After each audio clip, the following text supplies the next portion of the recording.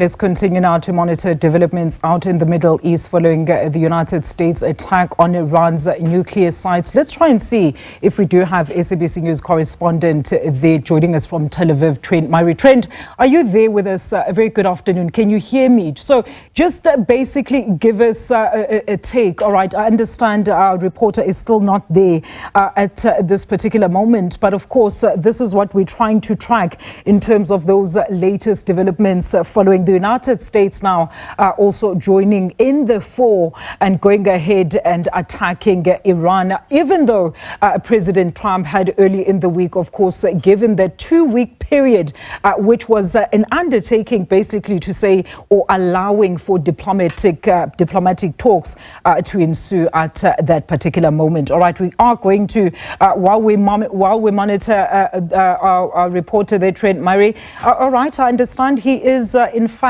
joining us now. Trent, a very good afternoon to you. So it's good to have you with us, but the world continues to react as, of course, the United States have struck Iran. What is the latest in Tel Aviv at this stage, though?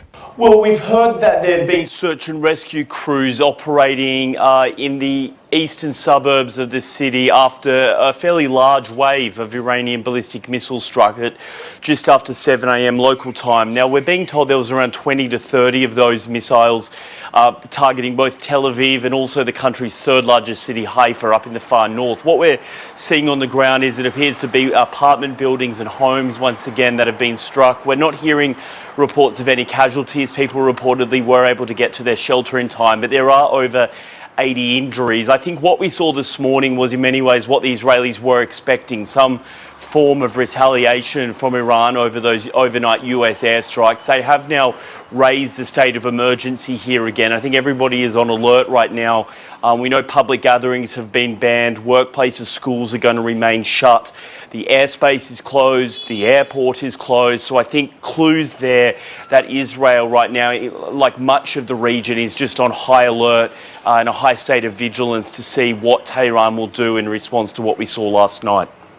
I mean, maybe, Trent, let's expand on that a little bit. Maybe talk to us about those current evacuation measures that are currently in place at this stage. Well, the Home Command Service, as it's known here in Israel, oversees, as the name suggests, the home front. And so the state of emergency is advice that they will put out, and it's based on the current threat level of, as assessed by the Israeli Defense Force. So what it means in practice is they will effectively be asking people to keep a close eye on their mobile phone for those alerts. There's normally about a 10-minute notice before a missile will arrive, and they'll ask them to get close to their shelter or inside of their shelter. That can include shelters inside of the home. So this building where I am, for example, it is a newer building built after 1992, meaning by law it has to have a shelter inside the residence itself. But for people that live in older buildings, they don't have one, and so they will use public shelters, things like underground rail stations, those big bus depots, hospitals, car parks. You sort of get the idea. Anything underground, effectively. In terms of evacuation orders, we are not seeing evacuation orders on a large scale of the Israeli population per se. Certainly areas that have been damaged by Iranian ballistic missiles have been evacuated because the homes are now damaged or knocked down completely. But we are seeing some staff be evacuated from foreign embassies. We're being told a number of foreign governments have removed non-essential personnel, family members of diplomats and the like. The US has done that, Canada has done that, a number of Europeans have done that, just given the sort of state of play here and the fact that there is a heightened state of security based on the events in Iran.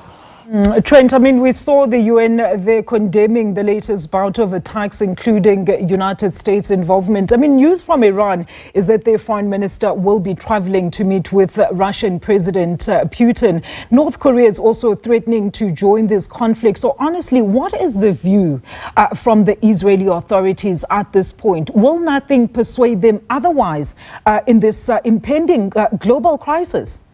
Well, the Russian factor in this is an interesting one because Moscow does have strong links with Tehran, including defense agreements, but we haven't seen any physical or real-world examples of the Russians seemingly wanting to come to Iran's defence in any way, despite those agreements. There certainly have been words of condemnation, but there's nothing to suggest any military assets are being moved or similar by the Russians. We also heard President Putin speak about this on Friday when he was asked about Israel. Now, he made an interesting comment because he said that he's aware that here in Israel there's about 2.5 million people of former Soviet Union descent. So in other words, he said there's about 2.5 million Russian speakers inside of Israel, and we take that into account regarding this current conflict. It gives you some interesting insight, I think, into the relationship between Russia and Israel, despite its also ongoing relationship with Iran. So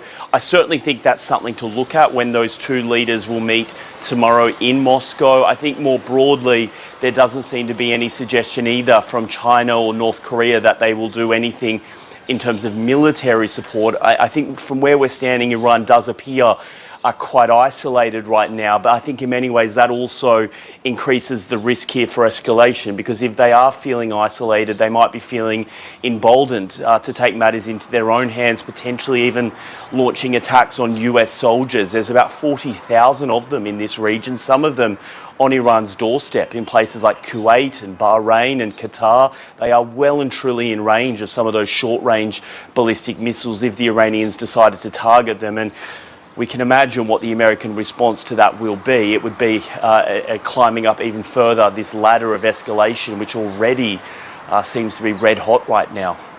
Trent, we're going to leave it there. We're going to, of course, continue and monitoring these latest developments there with SABC News correspondent Trent Murray joining us live there from Tel Aviv.